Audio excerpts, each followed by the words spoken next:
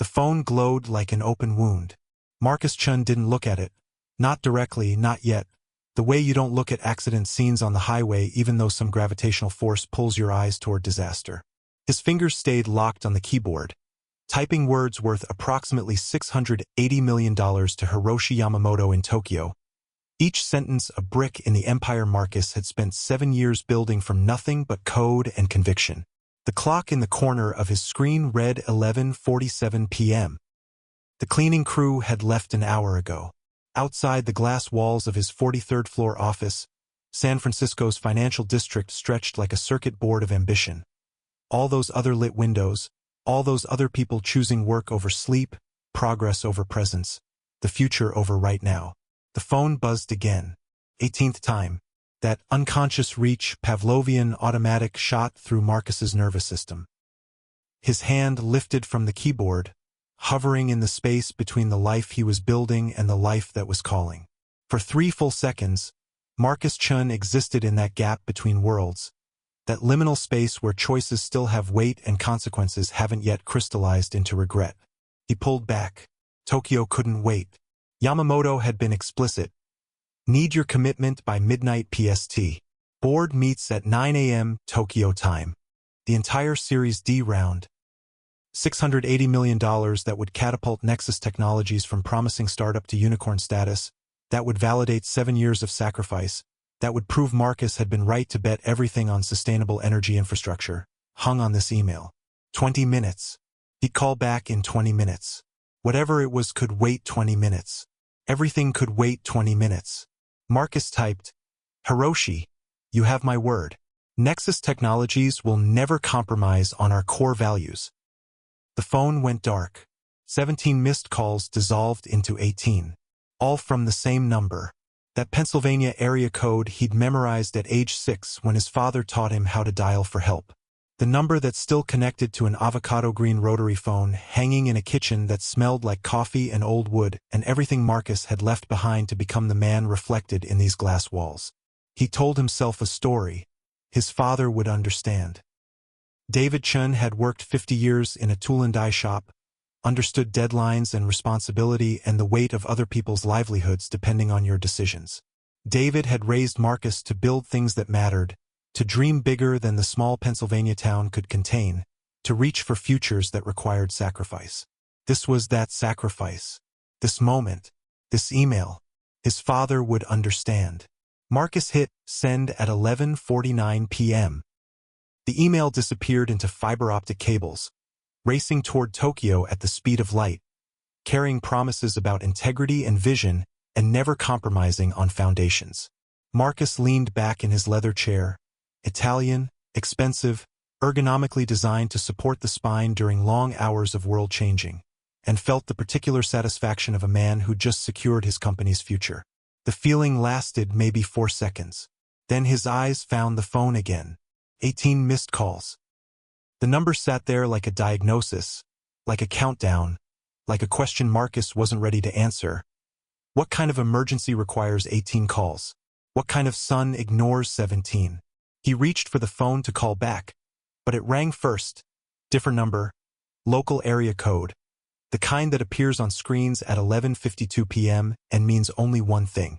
Marcus answered. Is this Marcus Chun? A woman's voice, professionally calm in the way that means nothing is calm, in the way nurses use when they've practiced delivering information that will fracture someone's world. Yes. His mouth was suddenly dry. Who? This is Rebecca Flores, night supervisor at Lancaster General Hospital. Pause. The kind that contains universes. I'm calling about your father, David Chun. The glass walls seemed to tilt. You should come now. 3 words. That's all it took. 3 words to confirm what 18 missed calls had been screaming into the void while Marcus had been typing about integrity and values and never compromising on things that mattered. You should come now. Not, your father's been in an accident. Not, your father is in surgery. Not even, your father is asking for you. You should come now was code.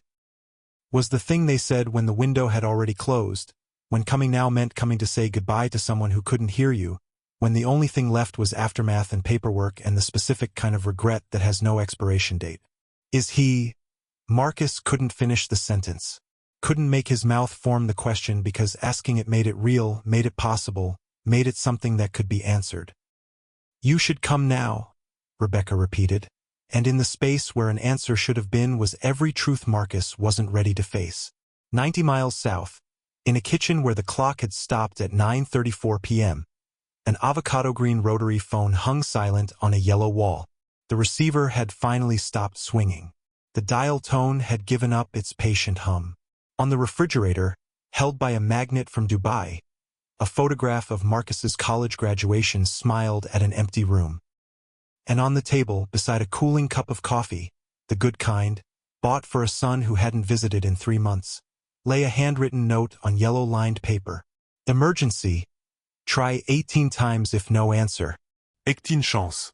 David Chun had given his son 18 chances to be present, to matter, to remember that before glass towers and unicorn valuations and emails worth $680 million, there had been a kitchen table and a man who'd taught him how to build things that lasted.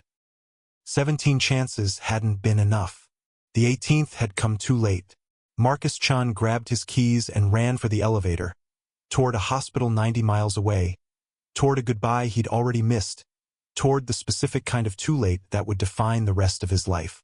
Behind him, on the mahogany desk, his phone lit up with a notification from Hiroshi Yamamoto. "Marcus, excellent news. Board approved $680 million term sheet. Documents ready for signature. Congratulations on building something extraordinary." In the empty office, with the city lights flickering below like 1,000 other people making 1,000 other choices, the message glowed unread. Because for the first time in 7 years, Marcus Chen was no longer thinking about what he was building. He was thinking about what he'd lost while he wasn't looking. The conference room on the 43rd floor commanded a view that made venture capitalists reconsider their life choices. 6 hours before the 18th call, Marcus stood at the head of a table designed to intimidate, all tempered glass and holographic projections, watching fog roll through the Golden Gate Bridge like smoke from some ancient sacrifice, which, in a way, it was. Revenue projections for Q3 exceed expectations by 17%, Rebecca Tran announced, her voice carrying the particular confidence of a CFO who just turned numbers into narrative. Data visualizations danced above the glass table, painting Nexus Technologies' future in shades of green that meant growth, momentum, inevitability. If we close Tokyo, we're looking at unicorn status by fiscal year-end. 18 faces turned toward Marcus, waiting for the vision, the inspiration, the reason they'd chosen this startup over stability. This was his role. This was what CEOs did, turn sweat equity into belief systems, transform sacrifice into mythology. His phone buzzed in his pocket. Once, twice, 3 times. Marcus silenced it without looking, that practice motion every modern professional has perfected. The subtle reach, the quick press, the seamless return to attention as if the interruption had never happened. As if someone, somewhere, hadn't just tried 3 times to reach him. Privacy concerns? The question came from somewhere down the table. Junior analyst, 6 months on the job, name momentarily escaping Marcus's memory despite having personally interviewed him. Despite having promised Sarah he'd be better about names and faces and treating people like humans instead of human resources. Addressable, Rebecca said smoothly, already pulling up encryption protocols. Our end-to-end infrastructure. The phone buzzed again. 4th time. 5th time. Marcus shifted his weight. The Italian leather of his $800 shoes creaked softly, a sound only he could hear, but that seemed somehow thunderous in his own ears. His father never called during work hours. Never had. 50 years in a tool and die shop had taught David Chun about respecting other people's time, about not bothering folks when they were busy making a living. 5 calls in 20 minutes wasn't respect. 5 calls was emergency. But the Tokyo meeting wouldn't wait. Yamamoto had made that crystal clear in his last email. We have 3 competitive offers. Speed demonstrates commitment. Hesitation demonstrates doubt. In Silicon Valley, doubt was death. Hesitation was how you watched $680 million flow to a competitor who answered faster, moved faster, sacrificed more. Marcus, Rebecca's voice pulled him back. Your thoughts on the privacy framework? 18 faces. Waiting. Always waiting for him to have the answer, to chart the course, to be the person worth following into the uncertain future that every startup represented. Marcus forced his attention forward, pushed his father's calls into the mental compartment labeled later, and delivered the speech he'd given 1,000 variations of over 7 years. Privacy isn't a feature we bolt on afterward. It's the foundation. That's what separates us from everyone else. We build integrity into the architecture from day one. No compromises. No shortcuts. We do this right or we don't do it at all. Nods around the table. Rebecca smiled. The junior analyst whose name Marcus still couldn't remember looked appropriately inspired. The phone buzzed a 6th time. Without thinking, or maybe thinking too much, maybe knowing exactly what he was doing. Marcus reached down and turned the phone face down on the glass table. It continued vibrating, a silent heartbeat visible only as subtle movement, a tremor in the surface that everyone could see but no one acknowledged. This was the unspoken rule of ambitious places. Everyone pretended not to notice when someone chose the meeting over whoever was calling. Everyone pretended this was normal, was necessary, was the price of building something that mattered.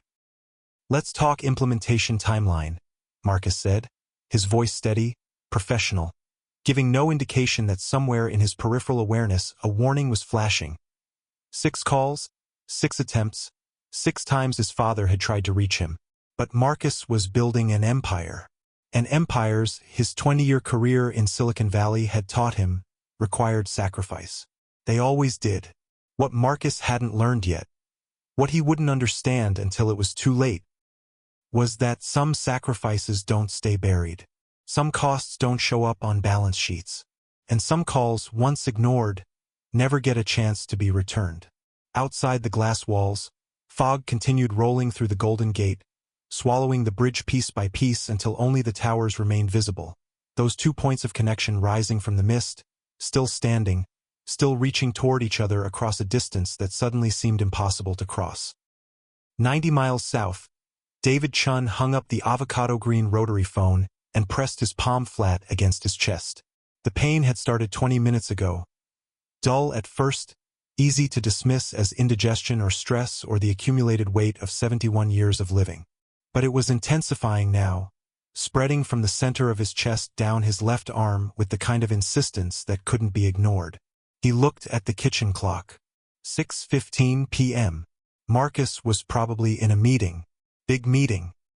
The kind that shaped futures and justified the distance between father and son. The 90 miles that had somehow stretched into 3 months without a visit, 3 weeks without a call, 3 years of promises to come home soon that dissolved like sugar in rain. David understood. He did. He'd worked 50 years understanding about deadlines and pressure and the weight of other people depending on you.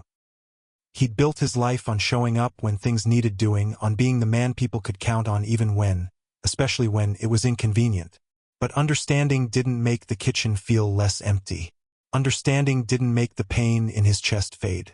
The grocery list on the refrigerator caught his eye, his own handwriting from this morning's trip to the store. Coffee, the good kind for Marcus. Colombian dark roast, $14.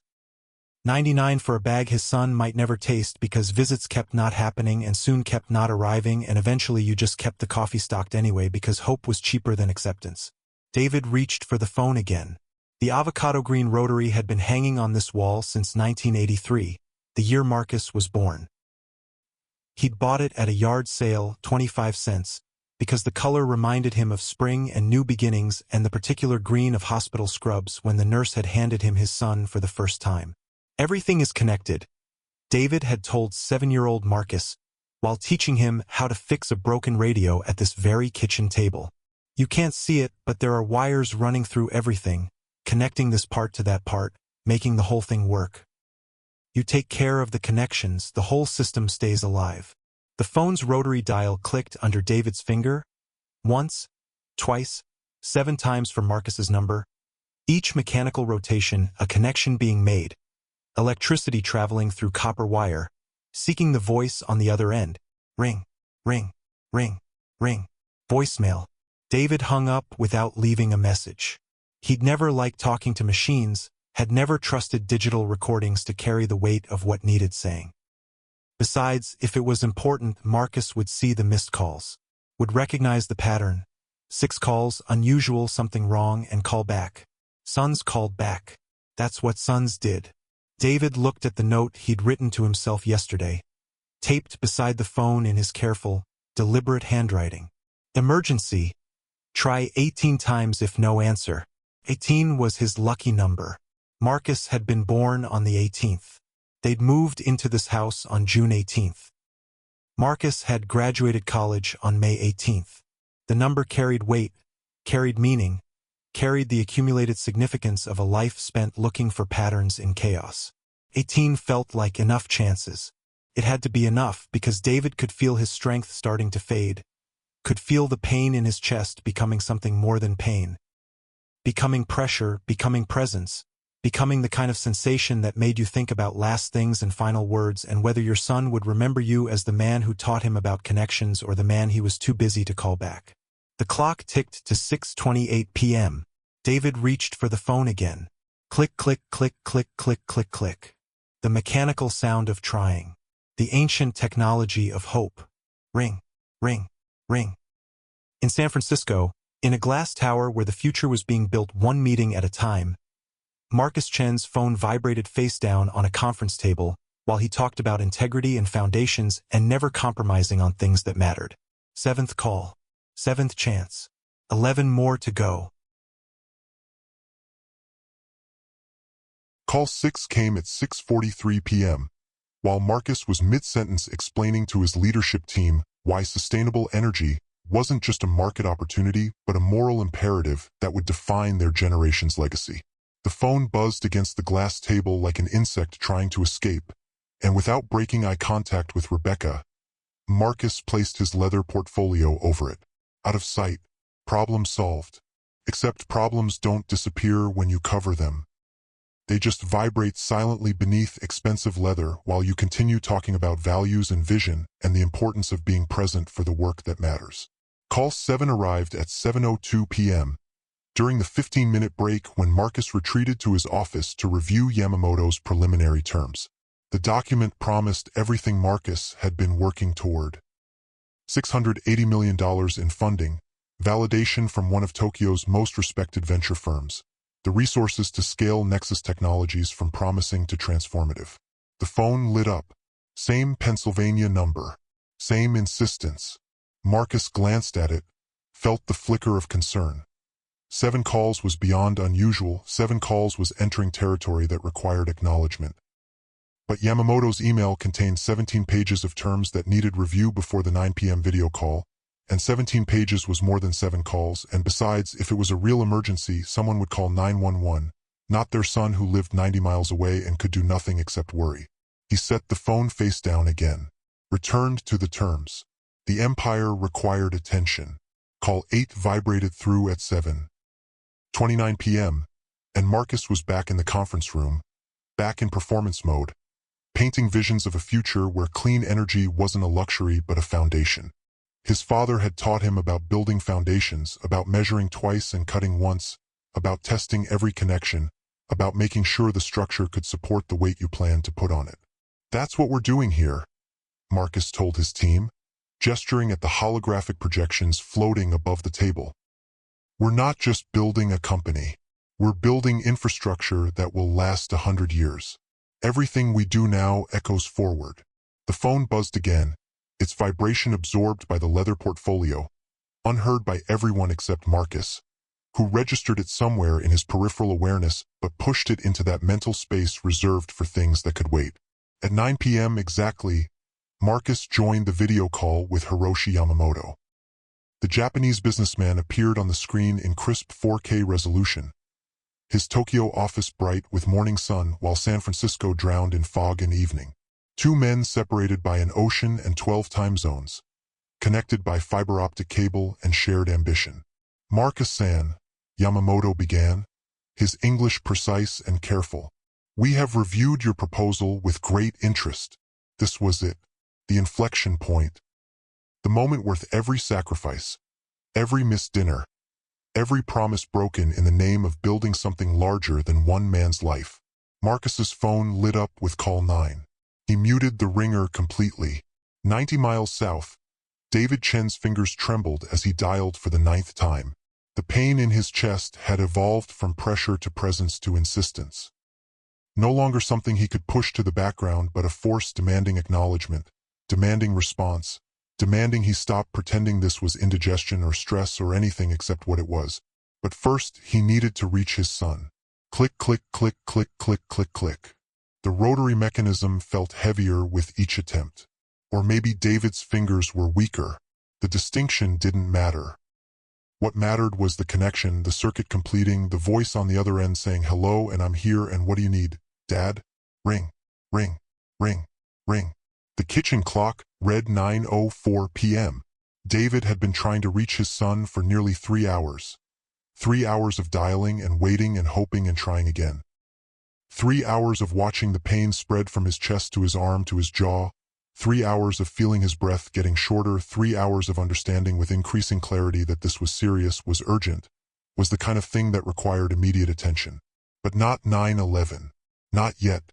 Not before he reached Marcus. Because David needed to hear his son's voice. Needed to say things he'd been saving for the next visit, the next phone call, the next moment when Marcus wasn't too busy to listen. Needed to say he was proud, was grateful, understood that building something important required sacrifice, but wanted Marcus to know that some things, some people, shouldn't be sacrificed. Voicemail. David looked at the family photographs covering the refrigerator, held in place by magnets from places Marcus had traveled for business: Tokyo, London, Dubai, Singapore. A geography of success. A map of distance. His favorite photograph was dead center. 7-year-old Marcus at this kitchen table, surrounded by the pieces of a broken radio, his face scrunched in concentration while David leaned over his shoulder, teaching him about circuits and connections and how everything that seemed complicated was really just simple things linked together in patterns. "See this wire?" David had said, holding up a strand of copper. "Looks like nothing by itself. But connect it to the right places, and suddenly you've got sound, got music, got something alive. Everything is connected?" Marcus had asked, his child's voice making it a question. "Everything is connected," David had confirmed. "Everything matters. Even the small stuff. Especially the small stuff." On the wall, next to the photograph, hung a certificate from Franklin Elementary School. Parent Volunteer of the Year. They'd given it to David after he'd spent every Saturday for a year helping build the school playground. Marcus had worked beside him, learning about measurements and stability and building things that would keep children safe. "We're not just building a playground," David had told his son while they tested the swing set. "We're building trust. Every bolt matters. Every measurement matters. If we do this right, kids will play here for 20 years. The playground was still there. David drove past it sometimes, watched children climb the equipment he and Marcus had built together. Back when his son had time for things that took all day and produced nothing except memories and splinters and the specific satisfaction of making something with your own hands. Call 10. 9:17 p.m. Call 11. 9:24 p.m. Call 12. 9:28 p.m. Each attempt shorter than the last. 35 seconds. 33 seconds. 31 seconds. David's strength was draining like water from a cracked cup, and he could feel it. Could feel time becoming finite, could feel the window of opportunity narrowing, could feel the certainty that if he didn't reach Marcus soon, he might not reach Marcus at all. But he had a plan. He'd written it down yesterday when the chest pains first started, when he'd realized that at 71, with a family history of heart disease, these symptoms meant something. Emergency. Try 18 times if no answer.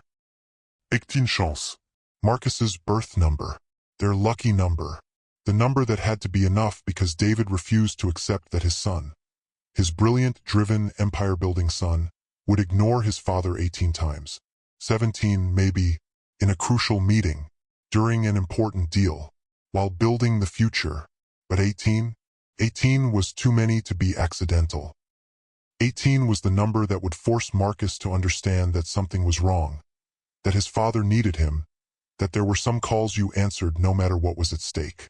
Call 13 connected at 9:31 p.m. David's hand slipped on the rotary dial. The receiver felt impossibly heavy, as if gravity had intensified, as if the physical act of reaching out was becoming too much for a body that was slowly, steadily shutting down. Ring, ring, ring. In San Francisco, Marcus watched his phone light up during a crucial moment in the Yamamoto negotiation. 13 missed calls. The number registered somewhere in his consciousness. 13 was a lot. 13 was unusual. 13 was starting to look less like inconvenience and more like emergency. But Yamamoto was talking about implementation timelines and market penetration strategies, and the next words out of Marcus's mouth would either close $680 million or lose it forever. "I think," Yamamoto said, his face thoughtful on the screen, "that the question of values is central.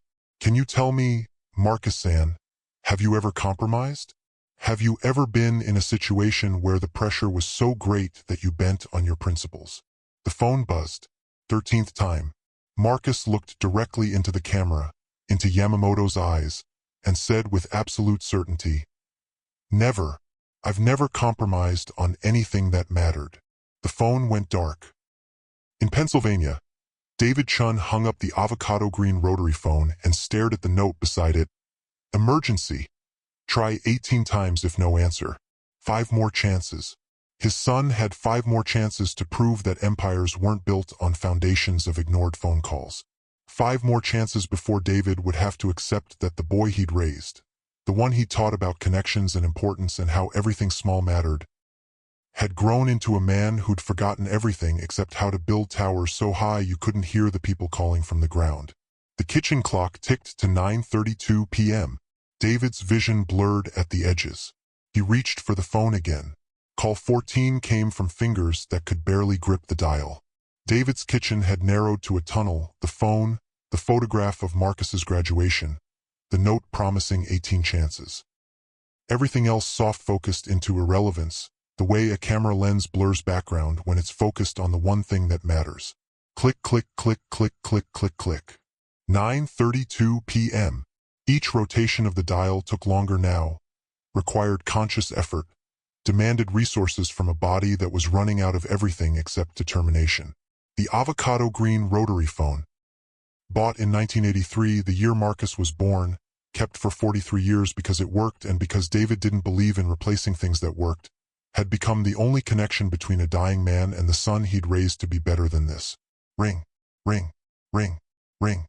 In San Francisco, Marcus was explaining to Yamamoto why Nexus Technologies had never compromised, would never compromise, couldn't compromise without betraying everything the company stood for.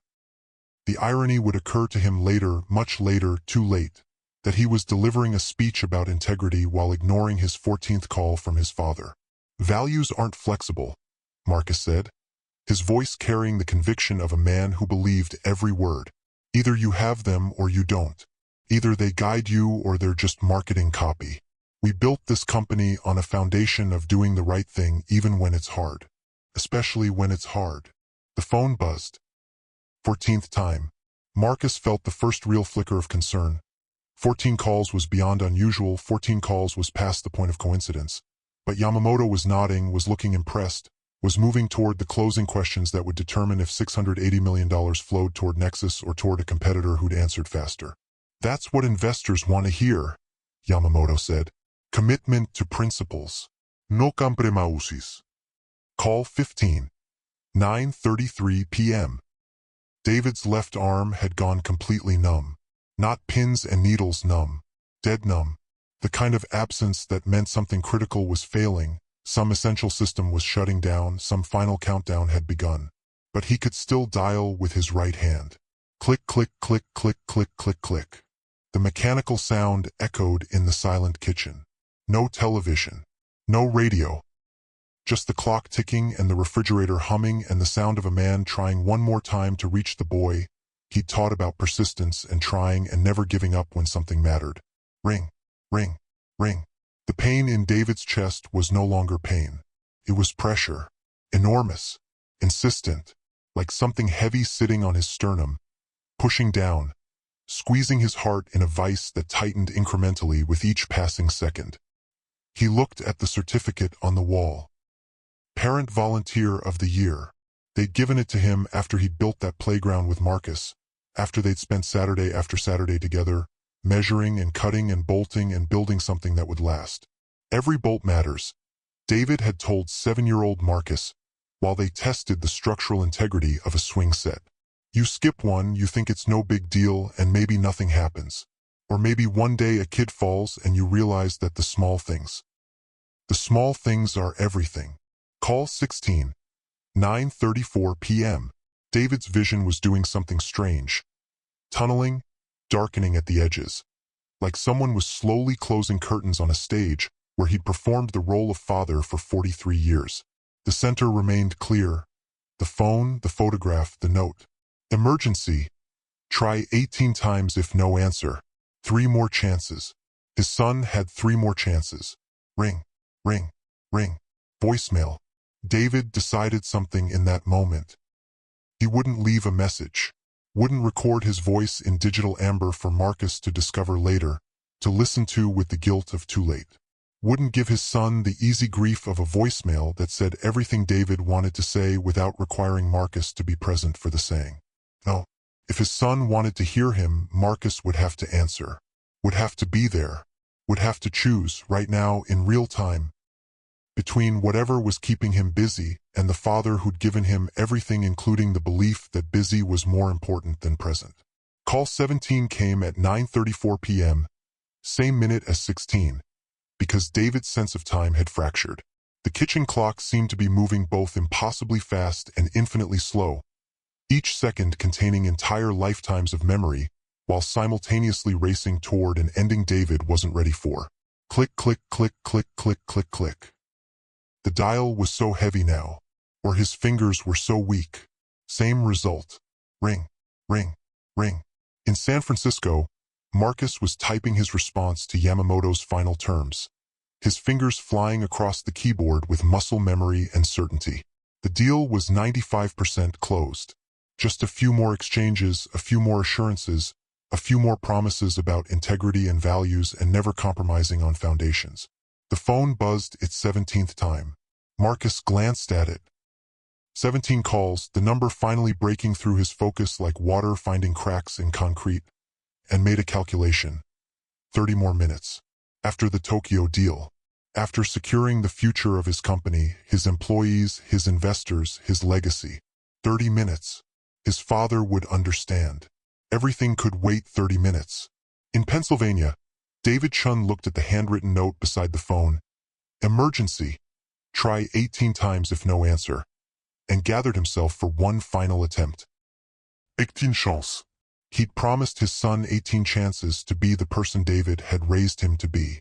To remember that before glass towers and billion-dollar valuations and emails that couldn't wait, there had been a kitchen table and a broken radio and a father teaching his son that everything was connected, everything mattered, even especially the small stuff like answering when someone needed you. David reached for the phone one last time. His hand was trembling. The clock ticked to 9:34 p.m. In San Francisco, Marcus hit send on his email to Yamamoto and allowed himself a moment of satisfaction. The future of Nexus Technologies, secured. 7 years of sacrifice validated. The empire, built. His phone lit up. 18th call. Marcus looked at it, finally ready to answer, finally willing to take 30 seconds to tell his father he'd call back soon. He was just finishing something important. He'd drive down this weekend. They'd catch up properly. He reached for the phone. But 90 miles south, in a kitchen where the clock had just ticked to 9:34 p.m., David Chen's strength finally failed. His fingers slipped from the rotary dial. The receiver swung free on its coiled cord, thumping hollow against yellow wallpaper. Once, twice, 3 times, before settling into silence. And David slumped forward in his chair, eyes still open, still fixed on the photograph of his son's graduation, still holding the belief that surely, the 18th call would be the one Marcus answered. It wasn't. 19 seconds. That's how long call 18 lasted. From the moment David Chen's trembling fingers completed the final rotation of the dial to the moment his hands slipped from the receiver and his body went slack against the kitchen chair. 19 seconds of ringing into a void while Marcus Chan sat at his desk, staring at his phone, watching Pennsylvania flash on the screen, his finger hovering over the green accept button. 19 seconds of existing in that space between before and after, between the life where answering was still possible and the life where answering came too late. Marcus's finger was maybe 2 millimeters from the screen when the call ended. 2 millimeters. The distance between connection and catastrophe. He stared at the darkened screen. 18 missed calls. The number sat there like an accusation, like evidence, like the answer to a question he didn't want to ask. What kind of emergency takes 18 attempts to communicate? What kind of son requires 18 attempts before he listens? Marcus hit the callback button. It rang, and rang, and rang. No answer. Of course no answer. Because 90 miles south, in a kitchen that smelled like coffee and old wood and everything Marcus had traded for glass towers, an avocado green rotary phone swung gently on its coiled cord while David Chun sat slumped at the table, eyes open but unseeing, chest finally still after 71 years of breathing. The kitchen clock ticked to 9:35 p.m. 1 minute. Marcus had missed his father's final call by 1 minute. His phone rang. Different number. Local area code. Lancaster General Hospital. This time, Marcus answered on the first ring. Is this Marcus Chun? The woman's voice was professionally gentle, which meant nothing was gentle. Rebecca Flores, night supervisor, trained in delivering information that shattered worlds. Yes. What's? I'm calling about your father, David Chun. A pause. The universe holding its breath. You should come now. 3 words that confirmed everything 18 missed calls had been trying to tell him. You should come now. Not your father's been admitted. Not your father's asking for you. You should come now meant come to say goodbye, except you've already missed goodbye, so really it meant come to face what you've done, come to witness the consequence of your choices, come to understand that some opportunities don't wait for convenience. Is he? The question stuck in Marcus's throat like broken glass. You should come now, Rebecca repeated, and in that repetition was every answer Marcus would spend the rest of his life wishing he'd never learned. He was running before conscious thought engaged. Keys, wallet, phone, elevator, parking garage. The Tesla came alive with a touch, its electric motor silent as death, as guilt, as the specific kind of urgency that arrives exactly 1 minute too late. Highway 101 South. 38 minutes according to Google Maps. Marcus drove it in 32, weaving through fog and traffic and the space between what he'd built and what he'd destroyed. The memories came like shrapnel. His engagement party, 5 years ago. 3 missed calls from his father. Marcus had been celebrating Sarah's yes, champagne and congratulations, and the future stretching bright before them. He called back 2 days later. David had just wanted to hear about the proposal, about the ring, about whether Sarah was everything Marcus hoped for. She is, Dad. She's everything. Good, David had said. That's good. You hold on to that. You hold on to the people who matter. Marcus had agreed, had believed he would, had watched 5 years dissolve into serial monogamy with work while his wife became a stranger and his father became a voice on voicemail he'd get to eventually. Christmas 3 years ago. 7 missed calls. Marcus had been in Tahoe with investors, networking on snow-covered slopes where deals got made between runs. He'd texted, Merry Christmas, Dad. Crazy busy. We'll call soon. He never did. The Series A celebration. The Series B close. The Office expansion. The TechCrunch interview. The keynote speech. Always busy. Always building. Always one more thing that couldn't wait. Except everything could wait. Everything except the things that couldn't. Sarah called. Marcus answered. Where are you? Her voice was tight with knowledge, with the weight of being the one David had called when his own son wouldn't answer. Almost there.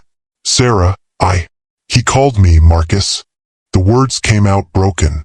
At 9:15, your father, having a heart attack, called your wife because you wouldn't pick up. The accusation hung in the air like smoke. He said his chest hurt. He said he'd been trying to reach you. Sarah's voice cracked. He apologized for bothering us. He apologized. And I told him. She stopped, gathered herself. I promised him you'd call back. I promised him. The line went dead. Promised. Past tense. Because some promises expire before you can keep them. Lancaster General Hospital materialized through the fog like a monument to too late. Marcus parked illegally across two spaces, sprinted through automatic doors that opened with maddening slowness, found Rebecca Flores at the nurse's station. She looked at him with something that might have been pity but felt like judgment. "Room 247, she said softly. "But Mr. Chan." Marcus was already running.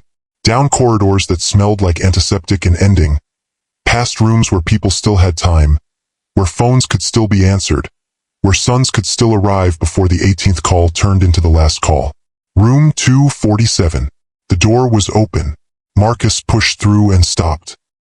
His father lay on a bed smaller than the desk in Marcus's office. That's what he thought first, the measurement, the comparison, as if quantifying the space between corporate furniture and deathbeds could make any of this make sense. Sheet pulled to chest. Hands folded on stomach. Someone had arranged them carefully, peacefully, the way you arrange things that no longer arrange themselves. Eyes closed. Face relaxed. The specific stillness that isn't sleep but the permanent absence of waking. "Dad?" The word came out broken, childlike.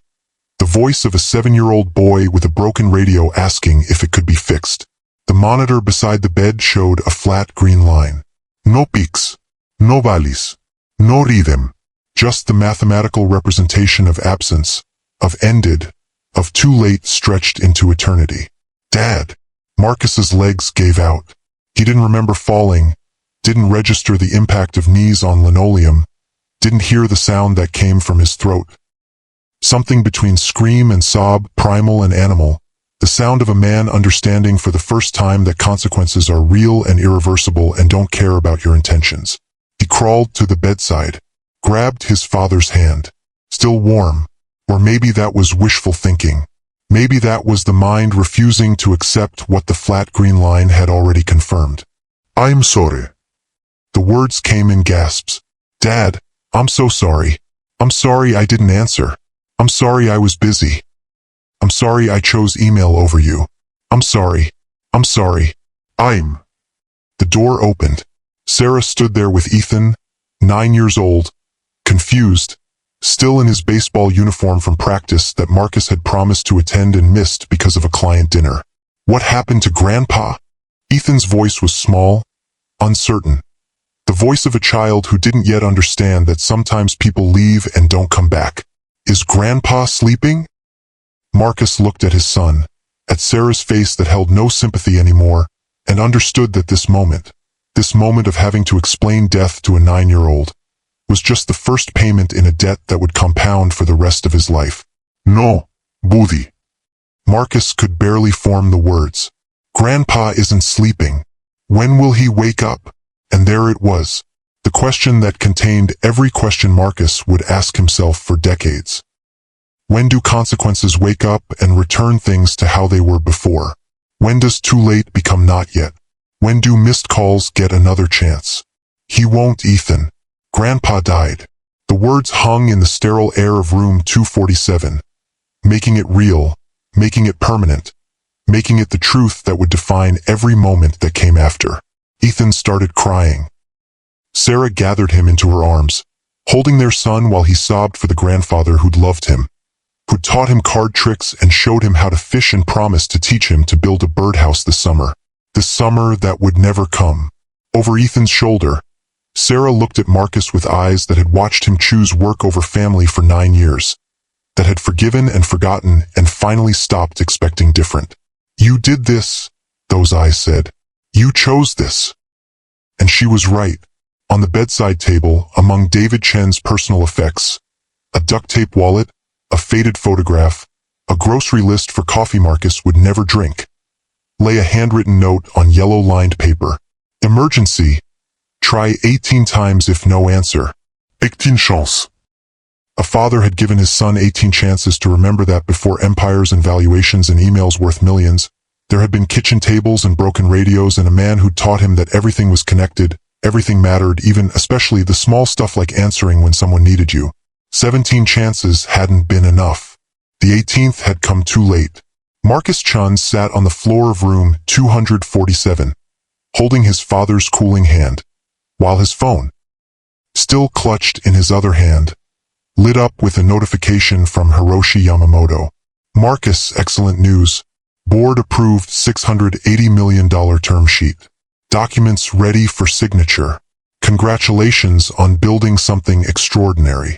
$680 million. The number that should have meant everything. The number that now meant nothing. Because what profit is it if a man gains the whole world but loses the only call that mattered? Marcus looked at the flat green line on the monitor, at his father's face, at the note promising 18 chances, and understood with perfect, devastating clarity that he'd spent 7 years building an empire on a foundation of ignored phone calls. And foundations built on absence don't hold.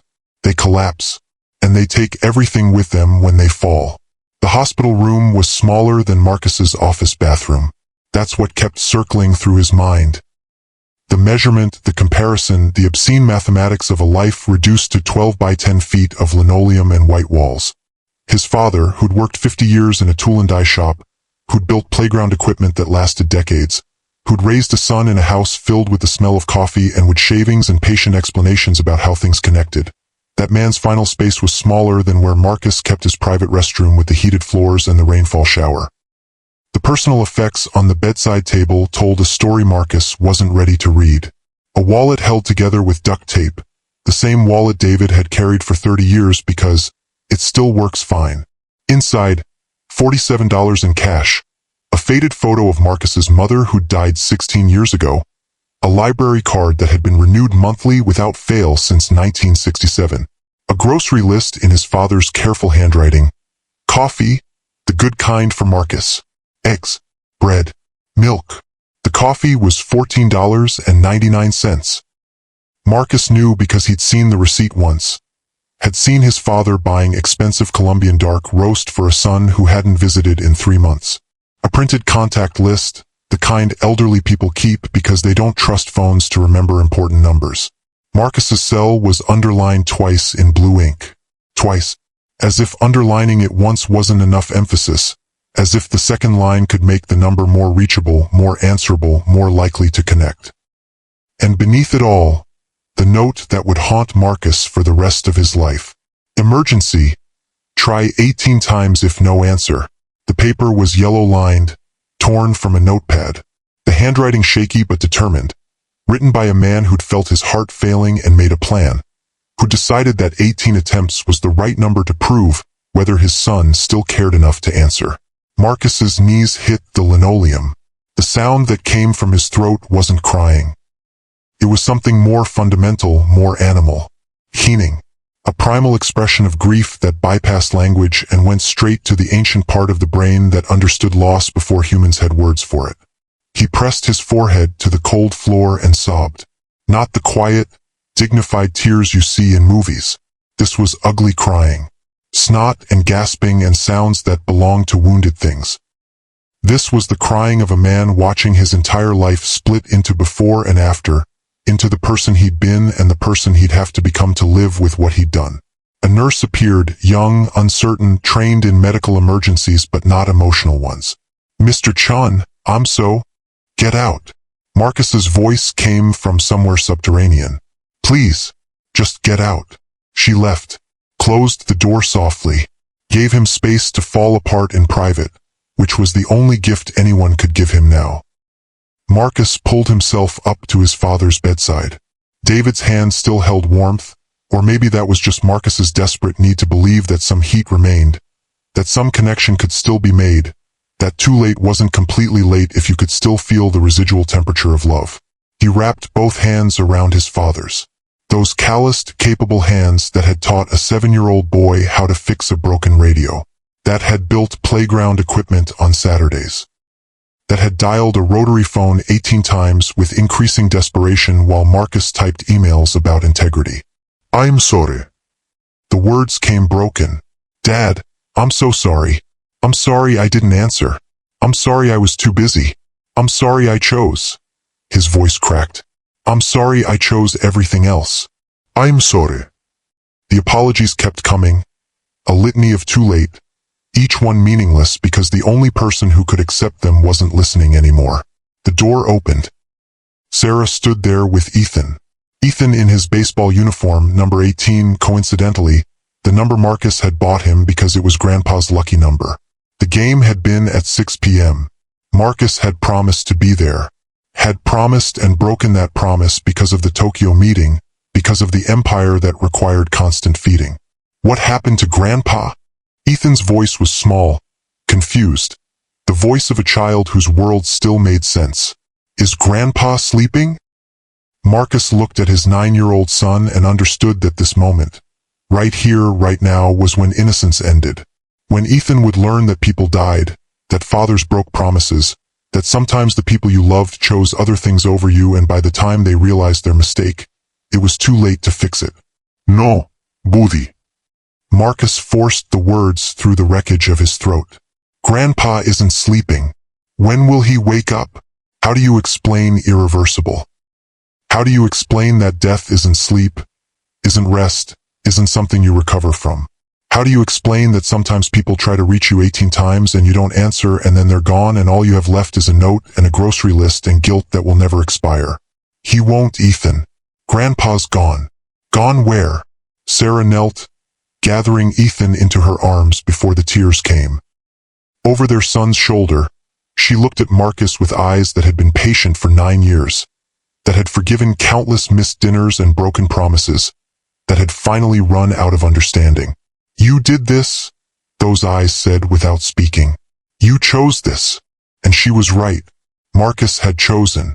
Every single time he'd silenced his phone, every time he'd said, I'll call back later, every time he'd prioritized the empire over the people who'd built him, those were choices. Active decisions. Not accidents but selections between competing priorities where he'd consistently chosen wrong. The flat green line on the monitor continued its accusation. No peaks. No valleys. Just the mathematical representation of ended. Marcus stared at the note. Emergency. Try 18 times if no answer. And felt something in his chest crack open. Not his heart. Hearts were metaphors. This was something deeper. This was the foundation of who he'd believed himself to be. Good son, successful CEO, man of integrity, crumbling into rubble. Because men of integrity answered their phones when their fathers called. Men of integrity didn't need 18 chances to do the right thing. Men of integrity didn't build empires on the corpses of their most important relationships. Sarah stood, still holding Ethan, who was crying softly into her shoulder. I'm taking him to my mother's. Marcus nodded. Couldn't speak. Didn't deserve to speak. At the door, Sarah paused, looked back, and delivered the words that would echo through Marcus's skull for years. He loved you so much, Marcus. Your father. He loved you so much that he died trying to reach you. Her voice broke. He died calling you, and you were too busy to pick up. She left with their son. The door closed. Marcus was alone with his father's body and the personal effects that told the story of a man who'd kept buying expensive coffee for a son who never visited, who'd underlined phone numbers twice as if emphasis could make them more reachable, who'd written a note promising himself 18 chances because 18 was their number, their connection, their shared history. Outside the window, Marcus's Tesla sat in the parking lot, hazard lights blinking uselessly into the dark. Warning lights that came too late. Just like everything else. The consultation room smelled like institutional kindness. Beige walls, box of tissues centered on the table, chairs arranged in a circle like a recovery meeting for people whose lives had just imploded. 2 hours had passed since Marcus watched his father fail to wake up. 2 hours of paperwork and phone calls and the administrative machinery of death grinding forward with bureaucratic efficiency. Someone had to sign forms. Someone had to confirm the body. Someone had to make decisions about what came next. That someone was Marcus because he was all David Chun had left. Rebecca Flores, the night supervisor, sat across from him with a manila folder and kind eyes that had seen too many scenes like this. She was maybe 50, wedding ring on her left hand. The capable air of someone who'd learned to deliver devastating information with professional gentleness. I need to ask some questions, she said, For the record. Marcus nodded. Beside him sat an empty chair where Sarah had been before she'd taken Ethan and left, before she delivered her final assessment of Marcus's character and walked out of his life with the finality of a door closing on a tomb. When did you last see your father? Routine question. Standard protocol. The kind of thing asked 1,000 times in hospitals when people died and families had to piece together the timeline of absence. 3 months ago. The words tasted like ash. Maybe closer to 4. He watched Rebecca's professional mask slip for just a moment. A flicker of something that might have been judgment or might have been pity or might have been both. For months. 90 miles away. Less than an hour's drive. For months of not finding time to visit the man who'd raised him. And when did you last speak with him? 2 weeks. Marcus paused. Honesty required correction. 3 weeks. 3 weeks since David's last call, which Marcus had answered from a Dubai airport lounge, which had lasted maybe 6 minutes before Marcus said he had to board, before he'd promised to call back and never did. The promises had piled up over the years like unpaid debts. I'll call this weekend. I'll visit next month. I'll make time soon. Each one sincere in the moment, each one dissolving the instant something more urgent appeared. Mr. Chan, Rebecca continued gently, your father called you 18 times tonight. Do you know why? Marcus opened his phone with trembling hands. The call log sat there like evidence at a trial. Call 16 and 2 seconds p.m. 35 seconds call 26 and 15 seconds p.m. 34 seconds call 36 and 28 seconds p.m. 33 seconds. The list continued, each call slightly shorter than the last. A countdown in seconds that marked his father's fading strength. Call 17:09 and 34 seconds p.m. 21 seconds call 18:09 and 34 seconds p.m. 19 seconds. 19 seconds. His father's life had drained away in 19-second increments while Marcus had been in a video call discussing values and integrity and never compromising on foundations. He was dying, Marcus said, the words like gravel in his throat. He was dying and I was. You were what? Rebecca asked, not unkindly, genuinely wanting to understand what could be so important that a son would ignore 18 calls from his father. Marcus saw himself in the glass office. Saw the Tokyo call with Yamamoto. Saw his own face on the laptop screen, confident and certain, explaining why Nexus Technologies would never compromise on anything that mattered. I was building my empire, he said quietly. His phone buzzed. Yamamoto. The email preview lit up the screen. Marcus, excellent news. Board approved $680 million term sheet. Documents ready for signature. We're thrilled to move forward with Nexus Technologies. Your commitment to values impressed everyone. Looking forward to partnership. $680 million. The number that had justified everything. The missed dinners, the canceled visits, the 18 ignored calls. The number that was supposed to validate 7 years of sacrifice and prove that Marcus had been right to bet everything on his vision. The number meant absolutely nothing now. Marcus stared at it and felt empty. Not sad. Not angry. Just hollow, as if someone had reached inside his chest and removed everything essential, leaving only the mechanical parts that kept him breathing and upright. Do you want me to leave you alone? Rebecca asked.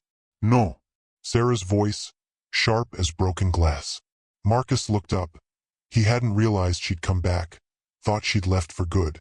But she stood in the doorway, Ethan presumably settled at her mother's, back to deliver the words she'd been saving. He's good at being alone, Sarah said to Rebecca. Then to Marcus, aren't you? Good at being alone in your glass tower, while everyone who loves you calls and calls, and you never pick up. Sarah. He tried to call me. Her voice shook. Did Rebecca tell you? Your father, having a heart attack, called your wife because his son wouldn't answer. The words hit like physical blows. At 9:15, Sarah continued, while you were in your big important meeting, he called me, he said. She stopped, gathered herself. He said his chest hurt. He said he'd been trying to reach you. He asked if maybe I knew where you were, if maybe you were in a meeting, if maybe you'd call him when you had time. Marcus closed his eyes, but that just made it worse because he could see it. His father in the kitchen, pain radiating through his chest, dialing Marcus's wife because his own son was unreachable. "And you know what I told him?" Sarah's voice cracked. "I told him yes. I promised him you'd call. I promised a dying man that his son would call him back because I believed. I still believed after 9 years of broken promises. That you would." Rebecca Flores stood quietly, a witness to the dissolution of a marriage, to the accounting of costs that happened when empires were built on foundations of absence. "I'm sorry," Marcus whispered.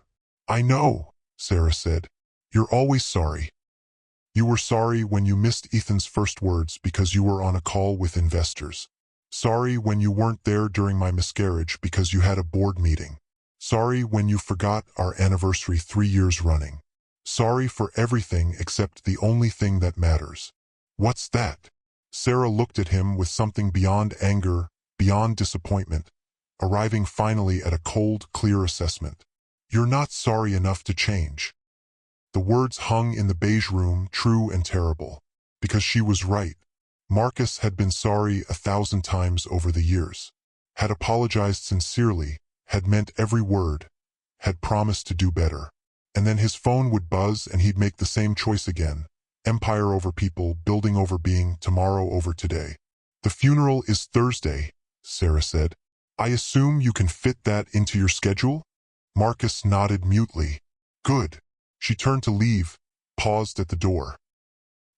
"He kept your room exactly how it was when you left for college. Did you know that? 23 years. Your posters, your trophies, your model planes. He kept it like a shrine because he thought maybe one day you'd come home and stay for more than 20 minutes. She left. The door closed. Marcus was alone with Rebecca and the manila folder and the specific silence that follows when someone speaks truth you can't refute. "There's something else," Rebecca said gently. She pulled out a small leather notebook. "We found this in your father's personal effects. His journal. I thought you might want it." The notebook was worn at the edges, leather softened by years of handling. Marcus opened to a random page, dated 6 months ago. "Marcus called today. 3 minutes. Said he was between meetings. Promised to visit next month. I wanted to tell him about the new neighbor's dog that barks exactly like our old dog buddy. Wanted to tell him I've been teaching myself chess, so maybe we could play when he visits. Wanted to tell him I'd rather fix a broken radio together than hear about quarterly earnings. But he was busy. Always busy. That's okay. That's my boy. Building something that matters." Marcus turned another page, hands shaking. "Tried calling today. No answer. He's probably changing the world. That's what I wanted for him. So why does it feel like I built the ladder and he forgot who held it steady?" Another entry, from 3 weeks ago. "Haven't heard from Marcus since Dubai. Sarah says he's fine, just busy. I remember when he was 7, had that nightmare about me dying, wouldn't let me leave for work. I told him I'd always answer when he called. Told him he could reach me anytime. Funny how promises work. The ones we make to children last forever in their minds, even when they grow up and forget to make the same promises back." Final entry, dated that morning. "Chest has been bothering me. Doctor says stress. But what's stressful? I have everything I need. House is paid off. Pension is fine. Health is mostly good. Except I haven't seen my son in 4 months. Haven't really talked to him in 3 weeks. Is it stress when you miss someone? Going to try calling tonight. 18 times. That's what I'll do. 18 attempts. His birth number, our lucky number, has to be enough. If he doesn't answer 18 times, then I'll know. I'll know he's gone beyond where I can reach him. But 18 should work. 18 has to work. 18 hadn't worked." Marcus closed the journal and felt something fundamental break inside him. Not his heart, which was metaphor, but something structural, load-bearing, the internal architecture that had held up his identity as a good person who was building something meaningful. That structure collapsed, and in its place, the truth. He'd built an empire on his father's love and never looked down to see the foundation crumbling. His phone buzzed again. The board. Emergency meeting requested. Stock down 12% on news of CEO distraction. Investors worried about leadership stability. Future uncertain. Needed immediate response. Marcus looked at the screen. Looked at the empire demanding attention. Looked at his father's journal with its patient notations of absence and hope. And for the first time in 20 years, Marcus Chun made a different choice. He turned off his phone completely. Not silent. Not do not disturb. Off. The screen went black. The connection severed. The empire would have to survive without him for one night because he owed his father at least that much. One night of complete attention, even if it came too late to matter. Rebecca Flores watched this small act of disconnection and nodded, as if she'd seen this moment before, as if she knew that some people needed to lose everything before they learned to put down their phones. Thursday, Marcus said. The funeral. What do I need to do? Rebecca pulled out forms. Information sheets. The bureaucratic requirements of grief. Marcus signed everything with a hand that wouldn't stop shaking. Outside, dawn was beginning to break over Lancaster, Pennsylvania. The sun rising on a world where David Chun no longer existed, where Marcus Chun would have to figure out how to live with 18 missed calls and the empire they'd bought him. Thursday arrived like a verdict. The obituary Marcus had written or tried to write before giving up and letting the funeral home use their template ran to exactly 50 words in the Lancaster Intelligencer. David Chun, 71, passed away Monday. Retired tool and die worker. Survived by son Marcus Chun of San Francisco. Devoted father and community volunteer. Services Thursday 2 p.m. at Grace Memorial Chapel. In lieu of flowers, donations to Franklin Elementary School Playground Fund. 50 words for 71 years of life. 50 words for a man who'd spent every Saturday for a year building playground equipment that was still standing 20 years later. Who'd volunteered at the school until Marcus graduated. Who'd taught his son about integrity and connections and how everything small mattered. 50 words because Marcus didn't know what else to write. Didn't know how to compress his father's life into newspaper column inches. Didn't know how to explain to strangers that the man who died alone in a kitchen had given his son 18 chances to be present and his son had failed every single one. The chapel was small. Grace Memorial sat on the edge of Lancaster. Modest brick building with a white steeple and parking lot that rarely filled.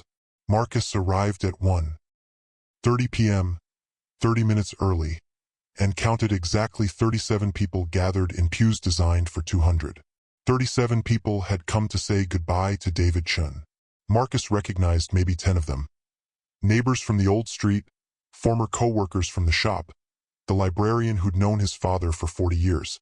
The rest were strangers. People whose lives his father had touched in ways Marcus would never know because he'd been too busy building empires to ask about his father's days. Sarah sat in the second row with Ethan. Not the first row where family sat. The second row. A statement, a physical manifestation of distance that had been growing for years and had finally calcified into permanent separation. Ethan wore his suit, the one they'd bought for last year's wedding they'd attended. Now slightly too small because 9-year-olds grew faster than parents remembered to buy new clothes. He kept looking back at Marcus with confused eyes that asked questions Marcus didn't know how to answer. Why did Grandpa die? Why weren't you there? Why does Mom look at you like that? Why does everything feel broken? Marcus had no answers. Or he had answers but they were all variations of, because your father chose wrong. Because your father thought emails were more important than phone calls. Because your father built a tower so high he forgot about the people on the ground calling his name. The service began at 2 p.m. exactly. Pastor Williams, who'd known David casually, had spoken with him maybe a dozen times over the years. Delivered a generic eulogy about a man who'd worked hard, loved his family, and now rested in peace. It was fine, adequate, the kind of thing you said when you were officiating for someone you didn't really know. When Williams asked if anyone wanted to share memories, an old woman in the third row stood up. Mrs. Henderson from 2 houses down. David helped me every winter, she said, her voice shaking. Snow removal. Never asked. Just showed up with his shovel. For 15 years. When I tried to pay him, he'd say, "That's what neighbors do." That was David. Just showed up. A man from the shop. David trained me when I started, spent 3 months teaching me precision work. Never rushed. Never made me feel stupid for asking questions. He'd say, take your time. Do it right. That's the only way that matters. The librarian. David read to children every Tuesday afternoon for 20 years. Same chair. Same gentle voice. The kids loved him. He just showed up. Every Tuesday. For 20 years. Showed up. The words repeated like an accusation. David Chun had spent his life showing up. For neighbors, for co-workers, for library children. For everyone except the one person who'd needed him most. His own son, who'd been too busy to show up in return. Then Marcus was standing at the podium, his prepared remarks dissolving into inadequacy because what could he possibly say? How do you eulogize a man whose final act was trying 18 times to reach you? The chapel waited. 37 faces turned toward him. Sarah's expression was carefully neutral. Ethan looked confused. Everyone else looked patient, the way people do at funerals when someone's clearly struggling. Marcus looked down at his father's casket. Closed because that's what Marcus had requested. Because he couldn't face seeing his father's face again. Couldn't bear the visual reminder of what he'd lost, and felt words rising from somewhere primal. When I was 7, Marcus began, his voice barely controlled. I had a radio, my favorite thing in the world. It broke. I was convinced my life was over. He paused, remembering. My father spent an entire Saturday at the kitchen table, showing me how radios worked, how everything connected, how you had to respect the small parts because without them the whole system failed. Marcus's voice cracked. He wasn't teaching me about radios. He was teaching me about showing up, about taking time, about how the important things can't be rushed or postponed or put on hold while you handle something else. The chapel was silent. He taught me that everything matters. Everything is connected. You can't ignore the small parts. The phone calls, the Saturday visits, the moments that seem insignificant, because those small parts are what hold everything together. Marcus gripped the podium. And then I spent 20 years forgetting everything he taught me.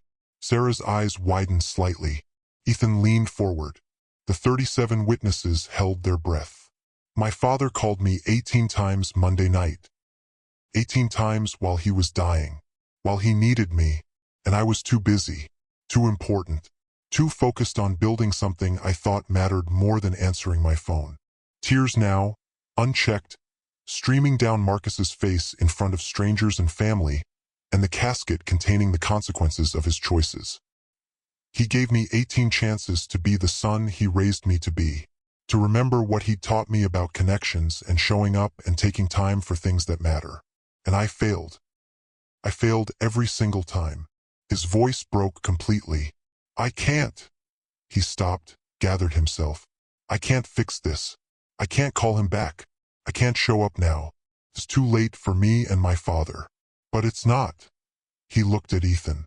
It's not too late for everyone. Marcus stepped away from the podium, walked to the casket, placed his hand on the wood. I'm sorry, Dad. I'm so sorry. You deserved better. You deserved a son who answered, who showed up, who remembered that empires mean nothing if you build them on the graves of your most important relationships. He returned to his seat. The chapel was silent except for quiet crying from Mrs. Henderson and the sound of Ethan asking Sarah in a whisper, "Is Dad okay?" Sarah didn't answer because the answer was no, Marcus wasn't okay, might never be okay again. Had just publicly confessed his failures to a room full of people who would forever remember him as the son who let his father die calling. The service ended. People filed past the casket, said quiet words to Marcus he barely heard, offered condolences that meant nothing because nothing could console him except time travel and second chances and the impossible resurrection of opportunities that had died with his father. At the gravesite, Marcus stood alone while they lowered the casket. Sarah and Ethan watched from a distance.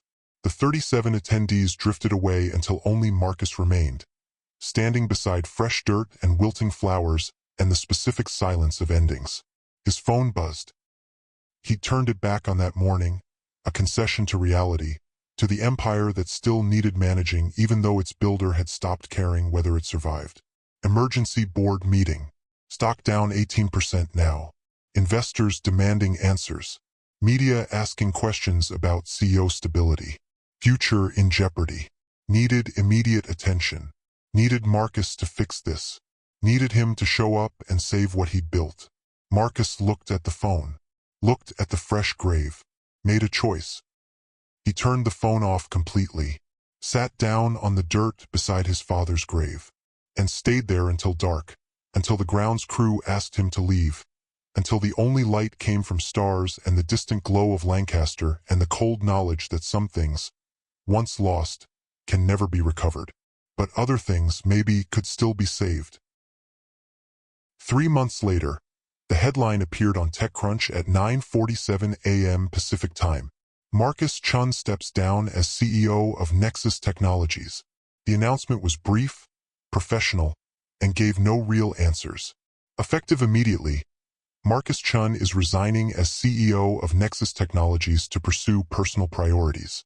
CFO Rebecca Tran will assume CEO responsibilities. Chun will remain on the board in an advisory capacity. Sometimes the most important work we can do is the work we've been neglecting, Chun stated. I'm grateful for the team's understanding. The tech world erupted with speculation. Burnout, board coup, health crisis, Skandal. 100 theories bloomed across social media about why a CEO would walk away from a unicorn company at its moment of greatest potential. None of them guessed the truth. That Marcus Chun had stopped caring about unicorns the moment he'd sat beside his father's grave and realized that he'd spent 20 years optimizing the wrong metrics. Marcus stood in his father's kitchen. Not the Victorian mansion in San Francisco he'd bought 3 years ago and barely lived in, but this kitchen, the one where David had called 18 times, where an avocado green rotary phone still hung on the yellow wall because Marcus couldn't bring himself to remove it. He was repairing a cabinet hinge. The job required maybe 15 minutes, but Marcus had been working on it for 40, moving slowly, deliberately, the way his father had taught him. Measure twice, cut once, respect the small things because they hold up everything else. The house was his now. Sarah had signed divorce papers 6 weeks ago, citing irreconcilable differences, which was lawyer speak for. You chose your empire over your family, and I'm done waiting for you to choose differently. She'd taken the Victorian mansion. Marcus had taken the 3-bedroom ranch in Lancaster that smelled like coffee and old wood and everything he'd lost. It felt like coming home and arriving too late simultaneously. The rotary phone rang. Marcus dropped the screwdriver, startled. The phone worked. He'd kept it connected, kept paying the bill for his father's old number. Couldn't explain why, except that disconnecting it felt like erasing the last possibility of connection. He picked up on the second ring. Old rotary phones required you to lift the receiver, required physical action rather than a swipe. Hello, Dad. Ethan's voice, uncertain. Mom gave me the number. Said I could call Grandpa's house on Wednesdays. Marcus's throat tightened. Hey, buddy. It's good to hear your voice. Are you really living in Grandpa's house? I am. Why?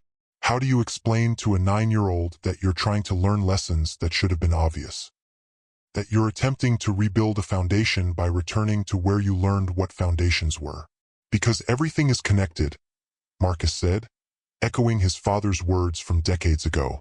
And I forgot that for a while, so I'm trying to remember. Silence on the line.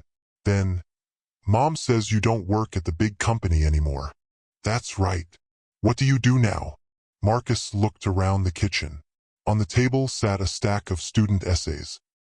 He'd started teaching Introduction to Business Ethics at Lancaster Community College, Tuesday and Thursday evenings, $3,800 per semester, a salary that was less than he used to spend on Italian shoes. I teach, Marcus said, and I'm learning to fix things, and I answer the phone when it rings. Every time. Another pause. Can I come visit sometime?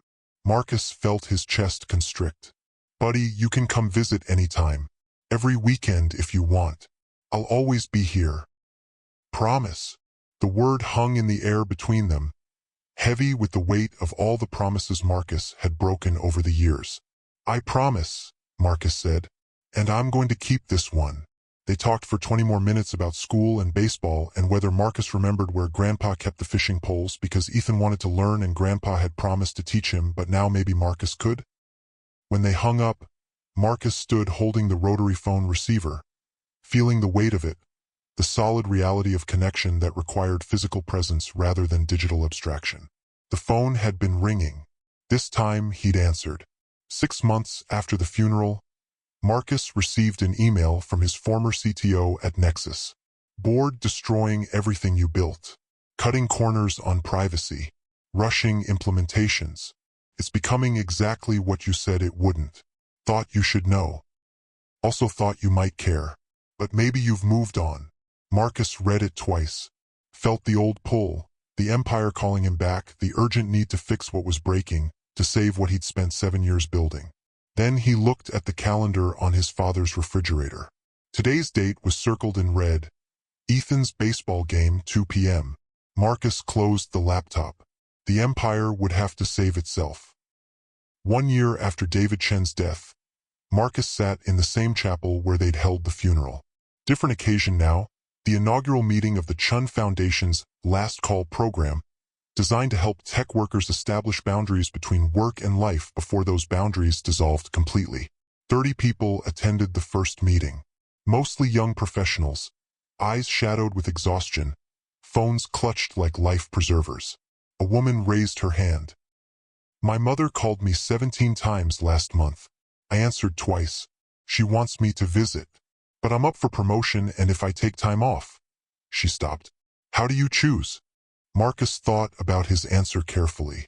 A year ago, he would have said something about balance, about optimization, about having it all. Now he knew better. You don't choose between success and presence, he said. You choose between different definitions of success. The question isn't, can I have both? It's, what does success actually mean? A young man in the back. So you're saying quit? Walk away from everything we've built? No. I'm saying that what you build and what you think you're building might be different things. Marcus pulled up a photo on his phone, the last picture of his father, taken 3 months before he died, standing in front of the playground he'd built with 7-year-old Marcus. My father built a playground, not famous, not innovative, just a playground. Still standing 30 years later. Kids play on it every day. That's legacy. He pulled up another photo. Nexus Technologies' homepage, now cluttered with ads and dark patterns and all the compromises he'd sworn they'd never make. I built a unicorn. It lasted 3 years before the board turned it into something unrecognizable. That's not legacy. That's just expensive failure with good PR. The room was silent. I'm not saying don't build things, Marcus continued. I'm saying build things that matter. And the things that matter most are usually right in front of you. Calling your phone, asking for time, waiting for you to show up. After the meeting, a young tech worker approached Marcus. Mid-20s, expensive laptop bag, exhaustion radiating from every gesture. My dad called me this morning, he said. Asked if I wanted to go fishing this weekend. I told him I had a deadline. But after listening to you, he stopped. I think I'm going to call him back. Do it now, Marcus said. Right now, before the deadline seems urgent again. The young man pulled out his phone, stepped outside, and 3 minutes later Marcus saw him through the window, talking and smiling and existing in the present moment with someone who needed him. Small victory. Tiny intervention. One phone call answered instead of ignored. But David Chun had taught Marcus that the small things were everything. Everything was connected. That evening, Marcus finished his volunteer work at the community center, teaching basic tech skills to elderly residents, helping them set up phones and email so they could reach their own children who were probably too busy to answer. His phone rang. Ethan. Marcus answered on the first ring. Hey, buddy. Mom's making that pasta thing, the one Grandpa used to make. She said you could come over if you want. If you're not busy. If you're not busy. The conditional that had dominated Marcus's life for 20 years. The escape clause he'd used 1,000 times to avoid showing up. I'll be there in 20 minutes, Marcus said. Save me some. You promise. I promise. Marcus drove past the Nexus Technologies campus on his way to Sarah's apartment. Through the windows, he could see people at desks, backlit by blue screens, building the future one late night at a time. He recognized the posture, the forward lean, the intensity, the absolute certainty that what they were doing mattered more than phone calls and family dinners and showing up for the people who loved them. He'd had that posture once, had believed that certainty, had built an empire on that foundation and watched it crumble the moment he'd stopped paying attention to what actually held it up.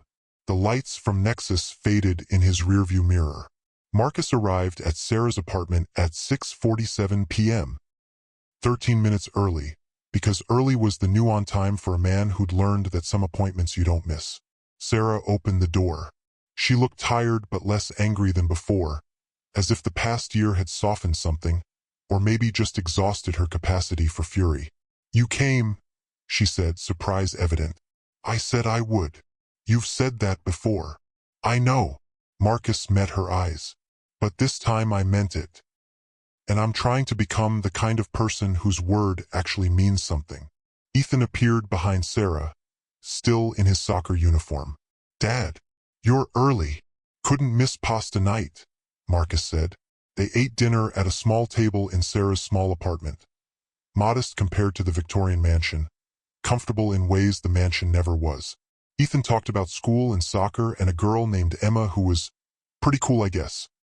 Sarah talked about her new job, less prestigious than when she'd been married to a CEO, but happier, lighter, more present. And Marcus listened, really listened, not checking his phone, not planning his next response, not thinking about emails or board meetings or the empire that was running fine without him, just listening. After dinner, washing dishes together, Sarah said quietly, "He would have liked this. Your father. Seeing you here. Present." "Yeah," Marcus said. "He would have. You're different now. I'm trying to be. It's not too late, you know?" Sarah's voice was soft. "To be the person you were supposed to be. It's too late for some things. But not for everything." Marcus looked at Ethan on the couch, doing homework, occasionally looking over to confirm his father was still there. "I know," Marcus said. "I'm learning that." On the anniversary of David Chen's death, Marcus returned to the kitchen where it had ended. The avocado green rotary phone hung silent on the wall, waiting. He'd kept his father's note framed above it. "Emergency. Try 18 times if no answer." Below it, Marcus had added his own note, written in careful handwriting that echoed his father's. "These days, when it rings, I always answer." The phone rang. Marcus picked up on the first ring. "Hello, Dad." Ethan's voice. "Just wanted to say good night." "Good night, buddy. Love you." "Love you too." "Hey, Dad." "Yeah. I'm glad you answer now." "Me too, buddy. Me too." They hung up. Marcus stood in the kitchen, his father's kitchen, now his kitchen, the kitchen where 18 chances had run out and taught him everything about what mattered. Outside, the sun set over Lancaster, Pennsylvania. No glass towers. No Venture Capital. No empire to manage. Just a small house and a rotary phone and a life that looked nothing like success but felt exactly like it. The phone hung silent on the wall, waiting, ready. And when it rang, and it would ring, Marcus would answer. Every single time. 5 years after David Chen's death, Marcus stood in the same chapel where they'd said goodbye. Different purpose now. The Chen Foundation had grown beyond those first 30 people, beyond the last call program, into something his father might have understood better than Marcus's unicorn ever was. The chapel was full. 200 people. A woman stood at the podium, mid-30s, tech executive, tears streaming down her face. "My mother called me 17 times last year," she said. "I answered 4 times. Then I attended one of these meetings. Heard Marcus's story, and I realized I was becoming him. Building something I thought mattered while ignoring the person who actually mattered most." She paused, gathering herself. "Last month, my mother called, and I answered. She didn't want anything important. Just wanted to hear my voice. Just wanted to know I was there." The woman's voice cracked. "That's it. That's all she wanted. my presence. And I almost missed it because I thought I was too busy. Applause from the crowd. Recognition. The specific understanding that comes from people who've stood at the edge of the same cliff. A young man approached Marcus after the meeting. Can you have both? He asked. Success and presence? Building something important and showing up for the people who need you. Marcus thought about his answer. 5 years had given him perspective, had taught him lessons that only time and consequence could teach. Yes, he said carefully, but not the way you think. You achieve less, build smaller. Your empire won't be as impressive. Your net worth won't inspire headlines. Your Wikipedia page will be shorter. Then why do it? Marcus pulled up a photo on his phone. Ethan, now 15, smiling beside a completed birdhouse. They'd built it together last weekend, taking all Saturday, just like Marcus's father used to take all Saturday to teach him about connections. Because when it's over, Marcus said, when you're the one making the 18th call, you want someone to answer. The young man nodded, understanding dawning. That evening, Marcus drove past the old Nexus Technologies campus sold 2 years ago, the company absorbed by Google for $8. $7 billion, a success story by every metric except the ones that actually mattered. He felt nothing seeing the building. No nostalgia. No regret. Just the detached awareness of someone looking at a previous life through thick glass. His phone rang. Marcus pulled over to answer because some calls you don't take while driving. Some connections deserve your full attention. Hey, Dad. Ethan's voice, deeper now, cracking into adulthood. Mom's making that pasta thing. You coming? 20 minutes. Save me some. Always do. Marcus smiled. Drove toward a dinner that would produce no revenue, generate no press, advance no career. Drove toward the only appointment that mattered. The one with people who'd still be there when the empire collapsed, who'd still call when they needed you, who'd still love you after you'd failed them 1,000 times. Sarah greeted him at the door, not quite together again, not quite apart. Finding some third option that worked for people who'd learned hard lessons about presence and absence. Ethan set the table. 3 places. Family dinner in a modest apartment. Life that looked nothing like the success Marcus had chased for 20 years but felt exactly like the life his father had wanted for him. After dinner, after dishes, after Ethan went to his room, Marcus sat on the couch with Sarah and watched the city lights through the window. Do you miss it? Sarah asked. The company. The empire. Marcus thought about the question honestly. Sometimes, late at night, when it's quiet and I start calculating what could have been. And then I remember what it cost. And I realize I'm not calculating the right equation. Sarah nodded, understanding. The right equation, Marcus continued, isn't how much can I build? It's who am I building it with? Who am I building it for? And will they remember me as someone who showed up or someone who was always too busy? His phone sat on the coffee table. Silent, available, but not dominating, not demanding. Just a tool, not a tyrant. It rang. Marcus glanced at the screen. Unknown number. Probably spam. Probably nothing. He answered anyway. Hello. Telemarketer. Selling something. Marcus listened politely, declined, hung up. Sarah raised an eyebrow. You answered a telemarketer? I answer everything now, Marcus said, because you never know which call is the one that matters. And I missed the one that mattered most. Later, driving home to his father's house, his house now, the place where avocado green phones still hung on yellow walls, Marcus thought about legacy. David Chun had built a playground. Not innovative, not disruptive, just sturdy equipment that held children safely while they played. 33 years later, kids still climbed on it, still slid down slides he'd installed, still swung on chains he'd secured. Marcus had built a unicorn. 8 years later, it was unrecognizable. Absorbed, rebranded, stripped for parts, turned into something that would have disgusted the man who'd founded it on principles of integrity. Which legacy mattered? Which one endured? Marcus knew the answer now. Had learned it too late for his father, but not too late for his son. Not too late for the people still making calls that went unanswered, still hoping someone would pick up before the 18th attempt. At home, Marcus sat at the kitchen table where his father had died trying to reach him. The avocado green rotary phone hung on the wall, still connected, still waiting. Above it, the framed note, "Emergency. Try 18 times if no answer." And below, Marcus's addition, "These days, when it rings, I always answer." Marcus opened his laptop, not to check stocks or emails or the empire that was running fine without him, but to write. He'd been working on something for months now, a letter to Ethan, to be opened when he turned 18. "Dear Ethan, by the time you read this, you'll be the age I was when I left home to build my empire. You'll face choices about career and family, about presence and ambition, about answering phones and building futures. Here's what I learned too late. The phone will always ring. Work will always call. The empire will always demand one more sacrifice, one more late night, one more missed dinner, one more promise broken in the name of building something important. And it will seem reasonable. It will seem necessary. It will seem like the only choice because everyone else is making the same choice, because success requires sacrifice, because the people who love you will understand. They will understand. Your mother understood. Your grandfather understood.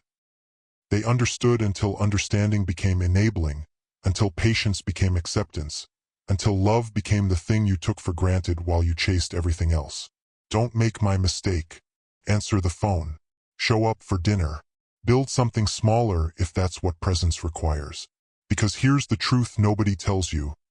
The empire will survive without you. The company will find another CEO. The project will get finished by someone else. Everything you think is urgent will get handled. But the people who love you, they won't call 18 times. They'll call until they stop calling. They'll wait until they stop waiting. They'll love you until they learn to love you from a distance. And when you finally realize what you've lost, when you finally understand that your father died trying to reach you, when you finally calculate the real cost of your empire, it will be too late. So answer the phone, Ethan. The first time it rings. Every single time.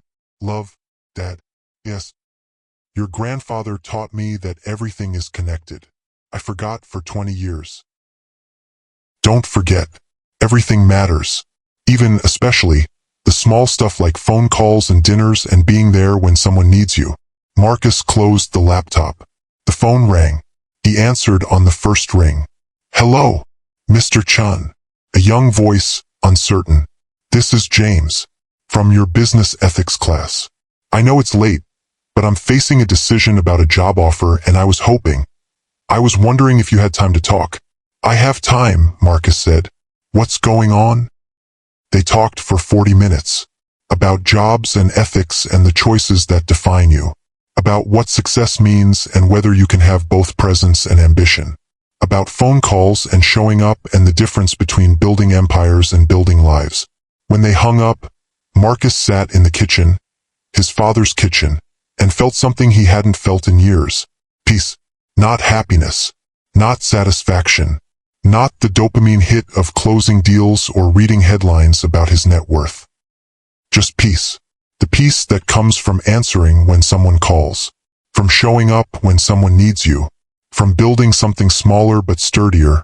Not an empire that crumbles, but a foundation that holds. The avocado green rotary phone hung silent on the wall. Waiting. Ready. And when it rang, as it would ring, as phones always ring, Marcus would answer. Every single time. Because he'd learned what his father had tried to teach him 30 years ago. Everything is connected. Everything matters. Even, especially, the small stuff like answering the phone. Epilogue. The call. Dear reader, you just spent 7,000 words with Marcus Chin. Watched him ignore 18 calls. Witnessed his father die trying to reach him. Followed his journey from empire builder to man who finally learned to answer. Now let me ask you something. When was the last time you let a call go to voicemail because you were busy? When was the last time you promised to call back soon and didn't? When was the last time you chose your empire over your people? I'm not judging. I'm asking because Marcus's story isn't fiction. It's a pattern that's happening right now in 1,000 offices and 1,000,000 lives. wherever people are building something they think matters more than the calls they're ignoring. Maybe it's your parent. Maybe it's your child. Maybe it's your partner or your friend or someone who just wants 5 minutes of your actual presence. They're calling. The question is, are you answering? Because here's what Marcus learned and what I'm telling you now. You don't get 18 chances. You get however many calls come before the person stops calling. Before they learn that you're too busy. Before they understand that your empire is more important than their need for connection. And when that final call comes, when the emergency is real and the time is now and there are no more chances, your phone will ring. Will you answer? Or will you do what Marcus did and reach for the phone 2 millimeters too late, 1 minute after it matters, 18 chances beyond where redemption lives? The phone is ringing right now. Not literally, or maybe literally, check your notifications. But metaphorically, someone in your life is trying to reach you. Someone is hoping you'll show up. Someone is giving you chances to be present before they stop giving you chances. Answer. Not tomorrow. Not when things calm down. Not after you handle this one urgent thing. Now, because empires fall, companies fold, success stories become cautionary tales. But the people who love you, they're irreplaceable, and they won't call 18 times. The phone is ringing. Are you going to answer? End.